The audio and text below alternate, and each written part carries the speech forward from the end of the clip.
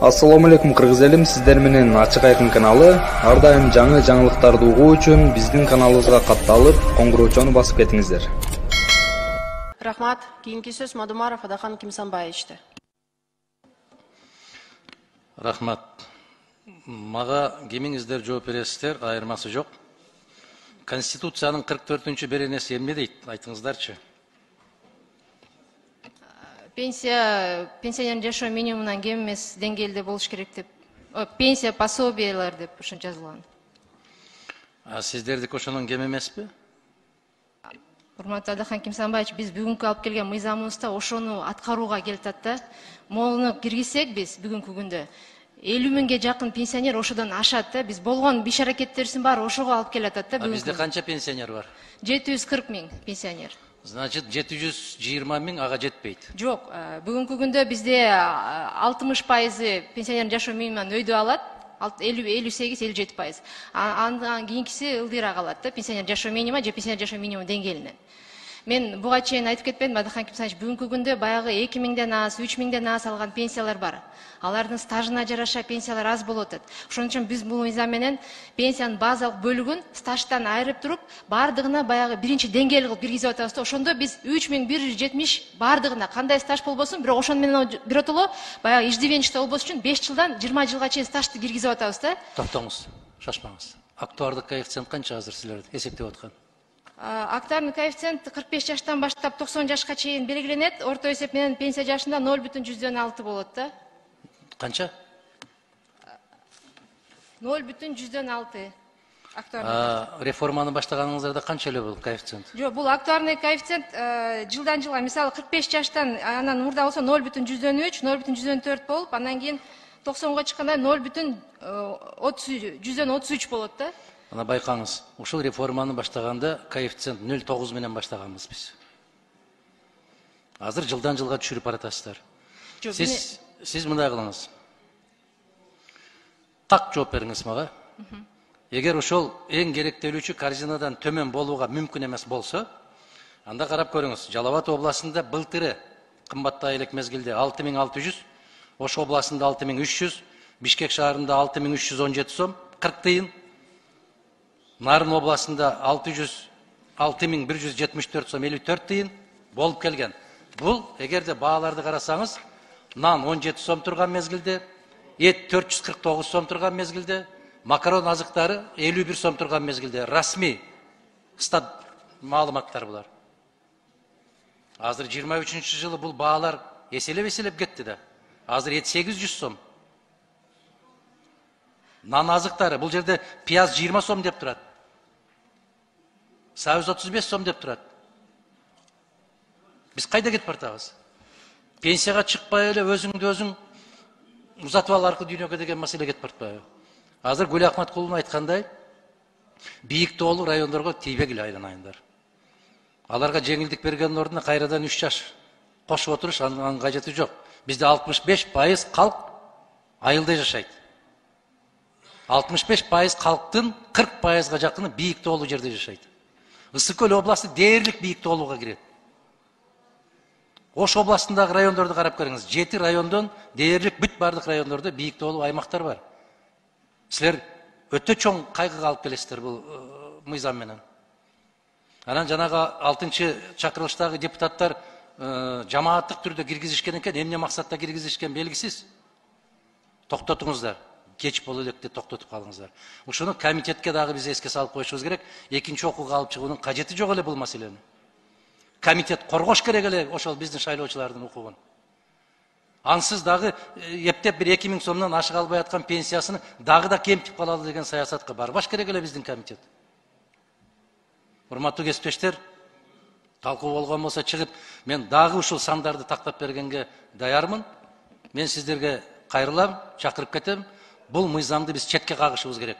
Кийинкиге калтыруу эмес, таптакыр четке кагышыбыз керек. Күн тартибине алып салышыбыз керек. Рахмат. Уруксат, мен жооп берип коеюнчу. Адахан Кимсанбаевич, бүгүнкү күндө пенсионердин жашоо минимуму 6395 сом деп берилди. Настатком тарабынан 6395 сом. Республика боюнча пенсионердин жашоо минимуму 6395 сом. Анан ушул эмеге багытталат да, бул мыйзамды азыр четке каксак, анда баягы 600, 700, 1,5 миң, 2 миң сом пенсия алгандардын баары ошо боюнча калып калат. Алдабаңыз, андай кылбаңыз. Биз Мына кечирип коебуз. Өткөн жылы азык арзан мезгилде 6518 болот даган, быйыл 6300 болуп калат. Бул улуттук статистикалык комитеттин информациясы да, официалдуу түрдө кол коюлган төрагасынын. Муну дагы улуттук статистикалык комитеттин маалыматы. Пенсионердин жашоо минимум. Бизде мисал жашоо минимум трудоспособного, ребенка, анан пенсионера деген болот. Пенсионердики 6395, взрослого трудоспособного 8025 сом. Конституциядан антип жазылган эмес. Жалпы калктын укугу жазылган ал жерде. Процедурный 5-ші микрофон. Бүтүн Кыргызстан Мадумаров. Урматтуу төрайым, мен жана Танаписке кетердин алдында бир сунуш киргиздим эле. Мына ушул маселени талкууну да токтотуп, суроо жообун да токтотуп, менин сунушумду добушка койсоңуз, бул мыйзамды четке кагуу боюнча деп. Бул биздин пенсионерлерди жакшылыкка алып келбей турган бир саясат. Ошону бир эске алып, добушка коюп койсоңуз. Процедурный 5-ші микрофон. Бүтүн Кыргызстан Мадумаров, урматтуу алып баруучулар. Азыр эле силерге эскертти, регламентти караңыздар деп. Регламент боюнча биринчи комитеттин сунушу коюлат. Экинчи келип түшкөн сунуш коюлат. Мен жыйын башталганда сунуш бердим сиздерге четке кагуу боюнча. Биринчи менин сунушум коюлушу керек. Сиздин сунушуңузду койгонбуз добушка. Добуштан өтпөй калды. Жок. Сиз убакытты жанакы талкууну токтотуу боюнча койгонсуз. Стенограмманы көтөрүңүз. Четке кагуу боюнча коюла элек. Мындай бир регламент алдыңыздарга коюп алсаңыздар алып барып атканда. Азыр регламент одоно түрдө бузулду. Бир эмес 2 жолу бузулду. Процедурасы бузулгандыгы боюнча азыр мына Дастан Арсбекович айтып өттү. Ошонун негизинде гана бул чечим кабыл алынган жок деп айта алабыз биз. Процедура бузулду. Ошондуктан биринчи комитеттин сунушун добушка коесуз. Өтпөй калса Мадумаровдун сунушун добушка коесуз. Өтпөй калса депутат Улукбек Ормоновдун сунушун добушка коесуз. Мына ушундай ирети менен кетиңиздер. Бузбаңыздар андай эрежени, регламентти бузбаңыздар. Кайрылып келишиңиздер керек. Адан Кисенбаевич, биз жана айтып кетпедик беле, могу фракциянын 15 мүнөт сурагандан мурда эң биринчи сунуш Ормоновдон түшкөн жок. Сунуш Райымбачаева, Венера Калыбековна комитетти экинчи окууга кайтарып бериңиз деп сунуш киргизди. Андан кийин депутат Масалиев чыкты, сиз менен бирге четке кагуу боюнча. Ирети менен биз сиз айткандай комитеттин төрайымынын сунушуну биз добушка койдук. Сунуш өттү. Кечиресиз, стенограмманы көтөргүлө. Стенограмманы анда алып барганда бирөөң алып баргылачы айланайт. Биздин деле баш айланып калды. Кимиңер алып барып атасыңар? Ошол мындай кылгыла, стенограмманы көтөргүлө. Биз талкуудан кийин гана Райымбачаева айтып атат, анда комитеттикин деп. Ал экинчи сунуш болуп кетип атат. А комитеттин биринчи сунушу биздин колубузда турат жазуу түрүндө. Колдоп бергиле деген. Ошону койгула. Ал комитеттин төрайымы катарында чыгып алып айтты, комитет колдоп бергиле деп. Андан кийин талаш тартыш талкуудан кийин экинчисин берип атат. Анда биз ушул бөлүктү алып коелу, ушуга добуш бергиле. Андай болбойт. Болбойт, регламентти бузбагыла. Кезеги менен кеткиле. Анан алып барганда башынан аягына чейин бирөөңөр алып баргыла. Чечимге кимге кол коесуңар? Ким төрагалык, төрайымдык кылса ошол кол коет эреже боюнча. Бир суроого келгенде бир, экинчисине экинчи болуп кетип, онда кичине тартипке келели шайланайындар. Ошон үчүн ирети менен добушка коюңуздар. Кайрылып келишибиз керек бул маселеге. Атакан Кимсанбаевич, сиздин сунушуңуз өтпөй калган 22 добуш менен. Ал өтсө эгерде ошондо комитеттин сунушун дагы добушка коймокпуз. Сиздин сунушуңуз өтпөй калган үчүн койгон жокпуз. Кийин сунуш Улукбек Зулпукаровичтен келди жазуу түрүндө. Ал сунушту мынакей комитеттин төрайымы бизге айтты. Биз ошол сунушту добушка койдук. Добуш менен көпчүлүк добуш менен өттү. Андан кийин сиз кайра четке кагуу боюнча сунуш кылдыңыз. Биринчи сунуш өткөндөн кийин бүттү, сиздикин коюш кажети жок. Процедурный экинчи микрофон. Процедурный 5-ші микрофон. Бүтін Қырғызстан Мадумаров. Жамиля айым, мен сунуш киргизейин сиздерге. Азыр стенограмманы көтөрүп, Мадумаровдун кайсыл сунушун добушка койдуңуз, ошо стенограмманы көтөргөнгө чейин жыйын токтотуп турсаңыз. Мен дагы бир жолу айтам. Менин сунушум талаш тартышты суроо. Жамиля айым, угутасыз да. Мен баягы суроо жоопту токтотуу сунушум өткөн жок 22 добуш менен. Ал сунуш суроо жоопту токтотуу, а четке кагуу сунуш, ал башка сунуш. Экөөнү аралаштырбаңыз. Көтөрүңүз стенограмманы. Бул мына бир 2 саат баштагы эле болгон окуя. Баарыбыздын эсибизде турат. Аппарат стенограммадан Көтөрүңүздөр стенограмманы. Алып бериңиз. Рахмат. 3-ші микрофон. Процедурный 5-ші микрофон. Бүтүн Кыргызстан Мадумаров, сиз баягы бара берсеңер болот деп койдуңуз. Процесс бүтө элек. Азыр стенограмманы көтөргүлө буйрук бердиңиз. Азыр стенограммада ошол чыгат. Мадумаровдун сунушу суроо жоопко гана тиешелүү болгон. Биз кайрылып келүүгө мажбур болобуз азыр стенограмманы окугандан кийин. Аларды кое бербей туруңуз, туруп турсун ушул жерде. Адахан Кимсанбаевич, азыр стенограмманы жазуу түрүндө сизге алып келет. Ооба, алып келет. Бирок аларды кое бербей туруңуз. Себеп кайра келебиз ага ал маселеге. Мен да өзүмдүн эмемде туура деп атам. Сиз өзүңүздүн оюңузду туура деп атасыз. Стенограмма азыр чечет. Экөөбүздүкү тең туура эмес, стенограмма туура болуп чыгат азыр. Анда эмне болот? Рахмат, сөз баяндамачыда. Кийинки сөз Мадумаров Адахан Кимсанбаевичте. Зария Маликовна, ортого келесизби?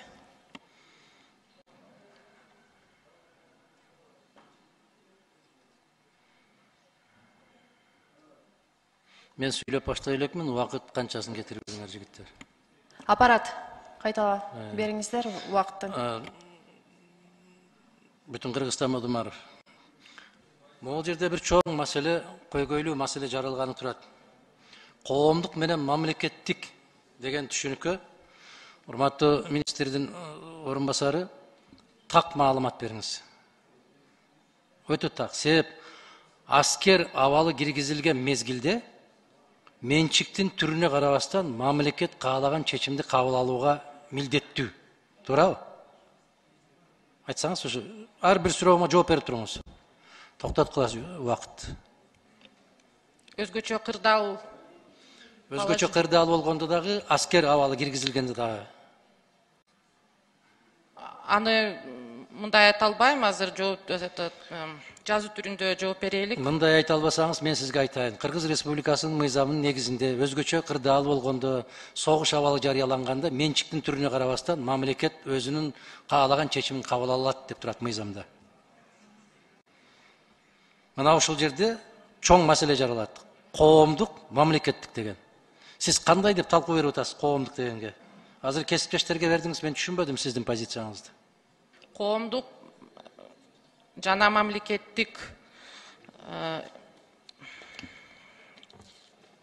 Адахан Кимсанбаевич, уруксат этсеңиз расмий түрдө жооп берейин.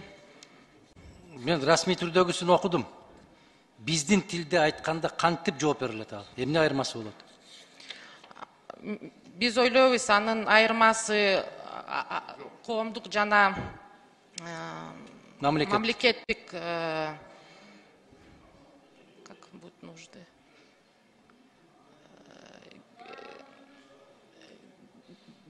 Мамлекетке жана коомго керек болгон учурлар, алар бири-бири менен байланышкан. Анткени мамлекет бул коом үчүн иштеш керек да. Коомдук кызыкчылыктары, мамлекеттин кызыкчылыктары алар бирдей болуш керек. Мамлекет коом үчүн иштеш керек. Коомду коргоо, коомго таза аба, таза жаратылыш, ошол үчүн иштеш керек да. Эми бир кесиптешибиз коом менен формацияны аралаштырып кетти да. Формация ал башка. Социалисттик формация, капиталисттик формация, буржуазиялык, феодалдык деген алар формация, ал коомго кирбейт. Мына караңыз, эки чоң бийик кабат үйлөр турат. Ортосундагы аймак кимдики?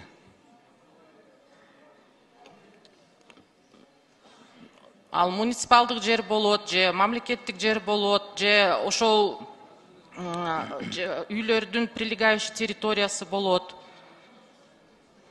Макамы кандай ошолордун?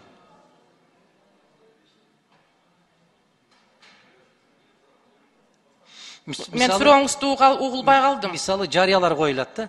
Коомдук жерде өзүңөрдү алып жүргөндү байкагыла деп турат да, коомдук жер. Ошол Бишкекти айтсаңыз, кайсы жерлер коомдук? Парктар, аллеялар. Ошолордун мамлекет менен арасы кандай болот мамилеси? Аларды мамлекет түзөт да. Аларды мамлекет карайт. Благоустройствосын кылат.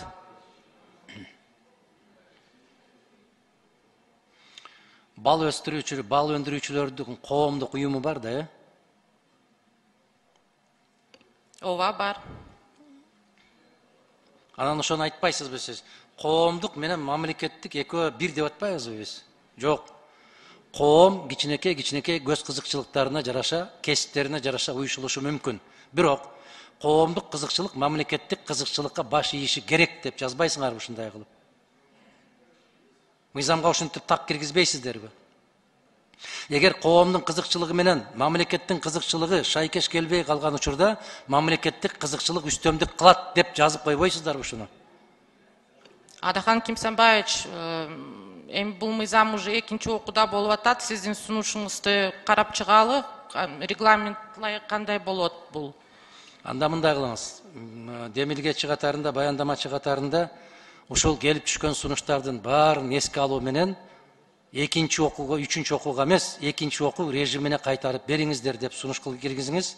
Себеп биздин кесиптештердин берген ар бир суроосунун артында кооптондуруу маселелери бар. Себеп бул мыйзамды ким кандай колдонот, анын сапаттык деңгээлине жараша болот. Анын сабаты кандай болот. Биз мыйзам колдонууну жеке инсандын кызыкчылыгына карабашыбыз керек, анын түшүнүү даражасына. Биз так жазып коюшубуз керек. Нан, таш, суу деп. Нан болушу мүмкүн, таш катары пайдаланса болот, эгер нан катып калса, деген жерден балекет башталат. Кандай дейсиз? Адахан Кимсанбаевич, карап чыгалы, мен каршы эмесмин, иштеп чыгалы дагы. Бирок регламентке ылайык. Регламентке ылайык, мен ушу регламентти карап туруп айтып атам. Комитет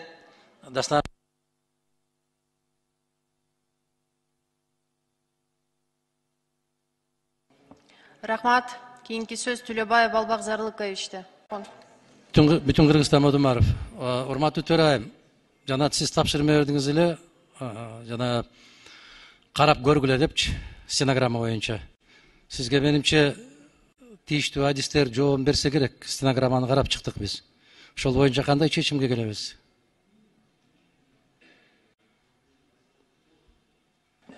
Вопрос, я думаю, исчерпан. Вы Жок. посмотрели же стенограмму? Көрдүм. Мына ошол стенограмма менен отурган балдар менен биз чогуу көрдүк.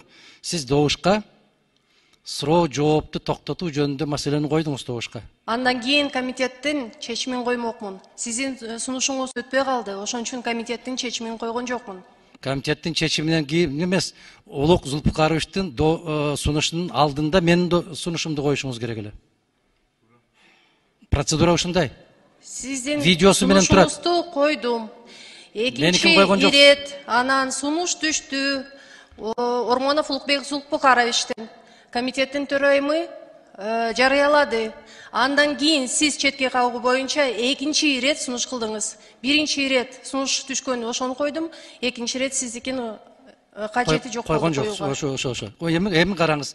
Мына укук бөлүмүнүн жетекчилерин сурап койсоңуз, стенограмма үчүн, мага эртең керек болот. Стенограмма үчүн сурап коюңуз. Юрист Бабур. Бабурду чакыргыла. Биз чогуу карадык да алар менен. Азыр келет.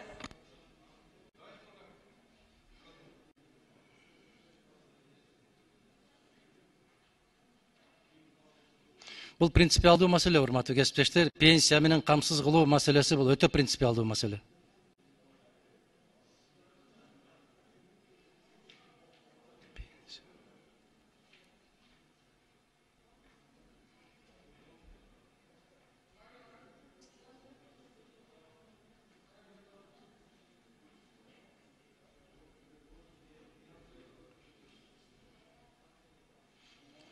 Мына ошо стенограмма үчүн айтып койсо, бул дагы бир жолу айтам, бул мага абдан маанилүү.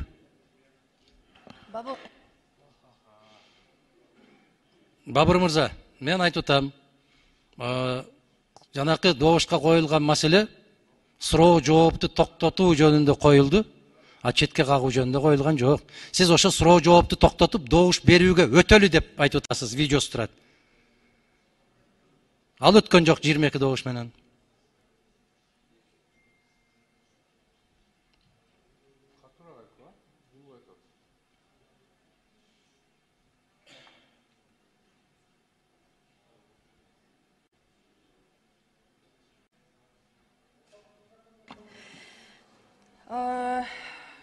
Siz mikrofonu berip koyuspу? Kim? İskender Esengelievич hazır. Babur, geliniz центральная трибунаға, şu жооп беріп коюңузчу. Стенограмма boyu. Üçün.